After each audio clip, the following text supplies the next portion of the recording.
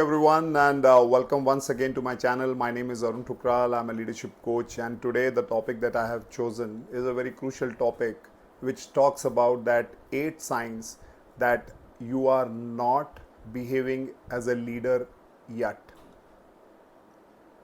Do you see what I'm saying? I'm saying that a lot of people, they may get promotions in managing people, managing higher responsibilities as a business leader, but eventually they have not grown out as a complete leader. So it is very important to know that what are the factors that deprive them of becoming a great, inspiring and looking forward leader than a one where people do not want to work with you, people do not want to come near to you, or rather people would like to run away from you. Until you don't know this or you don't have the awareness of this, you are not going to make much difference whatever role that you are in. So you may get a promotion, you may have a change of your designation on your visiting card that you are the business head, you are the national head, you are the marketing head, you are the finance head. But if you do not reflect on the right traits as a leader, you won't be accepted as a leader. And one of the signs and symptoms of this is that you will see either people are leaving you or they are only working and contributing until they see your presence, rather than they are working hard even behind you, even in your absence, and they are making sure that you are successful. If these symptoms and these signs are not coming up, you are still yet to prove your mettle as an inspiring leader. Well, in this video, I am going to touch on some of those 8 factors that will enlighten you that how you can work on if some of those factors are still pertaining to you. And still, in case you are not too sure, I would highly recommend you to come for a Hogan assessment that will help you to identify what are your blind spots, where are the areas that are derailing your success factors.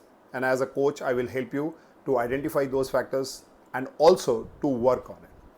So before we start, I would highly recommend that please like and subscribe my channel, because you are going to get a lot of content coming your way which will add more value to your leadership journey. The number one factor that comes to my mind is your urge to be seen as the most smartest person in the room. A lot of leaders have this urge that they want to highlight amongst their team members, peers and superior that they know everything. They have an answer to every question.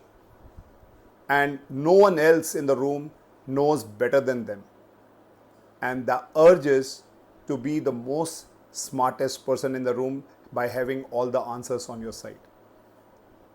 Now, the typical problem for such leaders is that they are seeking attention. They are attention seekers. And what are the signs of these people? They speak more. They don't allow others to speak. Rather, when they are given a chance and a slot to speak, they eat more time than others. And no wonders, after a certain point of time, people start to feel bored about it. People start to dislike and they go away from you. If you have some of those symptoms like this, there are very high chances that you are yet to become an inspiring leader, and work on seeing that do you have the tendency to add too much of value. Please understand, if you really want to work on this particular trait, the number one thing is stop talking and start asking. When you start asking questions to people, there are very high chances that you will develop your listening, because a lot of leaders who are attention seeker, who want to show that how they are the smartest in the room, they are poor listeners. Now I'm telling you, these are some golden nuggets to become a very strong and an inspiring leader. So just think about it, that do you have a trait like this, that you are an attention seeker, that you always have an answer to every question in the room and you want to showcase your superiority over others who are present in the room. The second thing that comes to my mind is a lot of leaders, they avoid hard conversations. When I say hard conversations, means addressing the conflicts, and that too on time.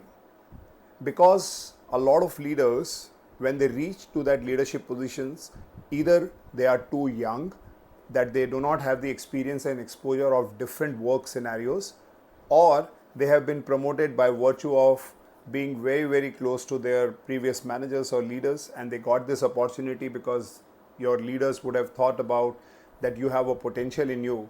But if you have not trained yourself, if you have not groomed yourself how to address and solve conflicts, and that too in a specified amount of time, there are very high chances that you will lead to create a team which has a lot of issues unaddressed and a lot of heartburns amongst the team members who are not able to solve their conflicts.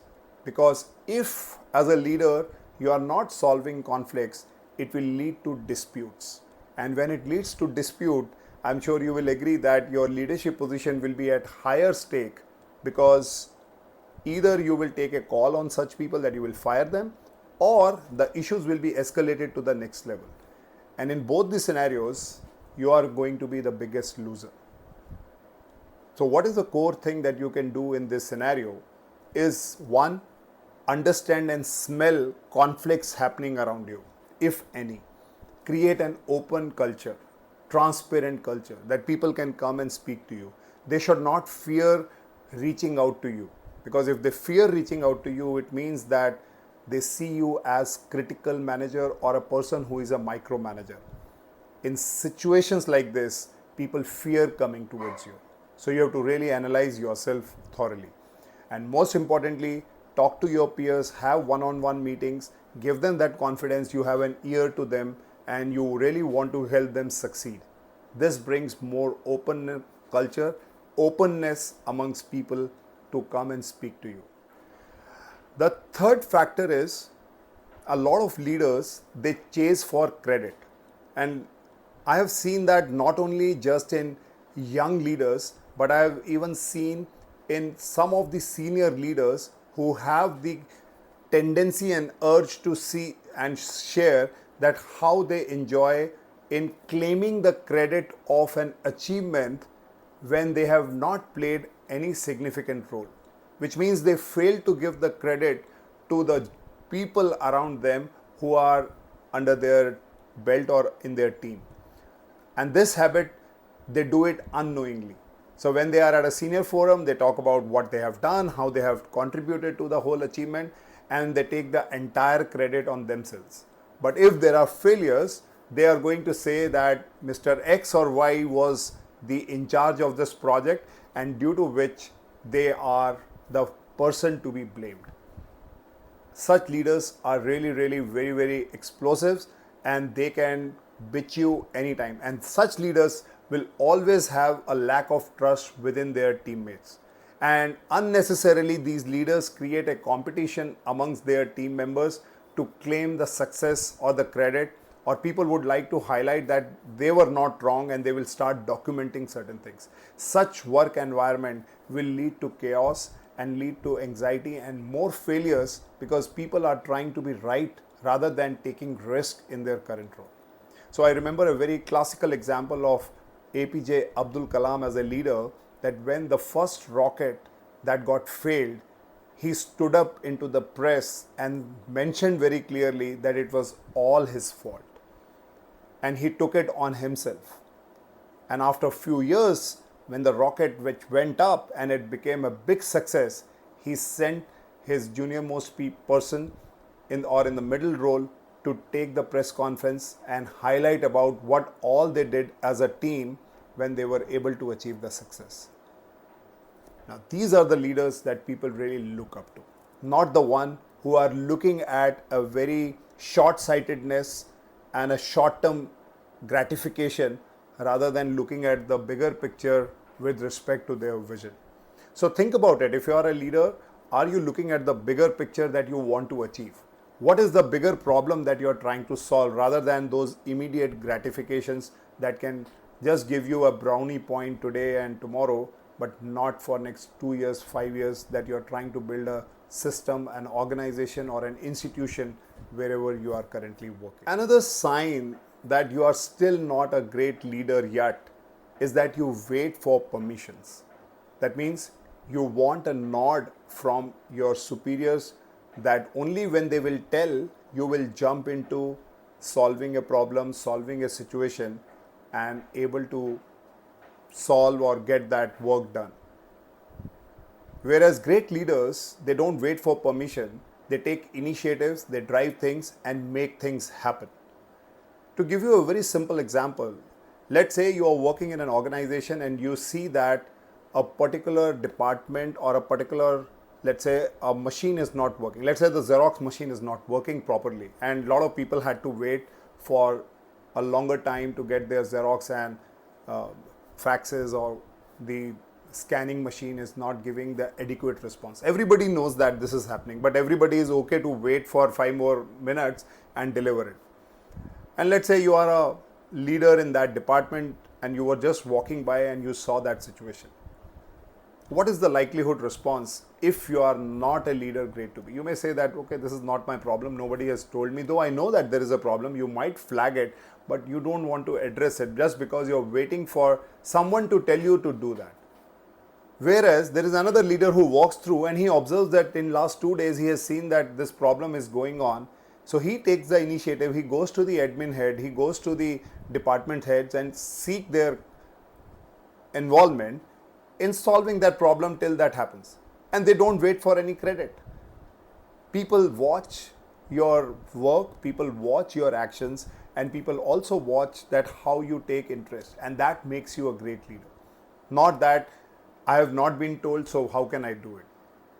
This is an approach of a typical worker who is always waiting for instructions from their top bosses. But great leaders, they find those problems happening around them and they jump into making the process better, making the results better by bringing new practices from other environments of work to ensure the smooth and higher functioning of the organization. And these are the leaders that organizations are always looking for, rather than doers who are just executing their day work and going home. That's why leadership is not easy. Even if you get it, please make the most of it by doing some actions like that.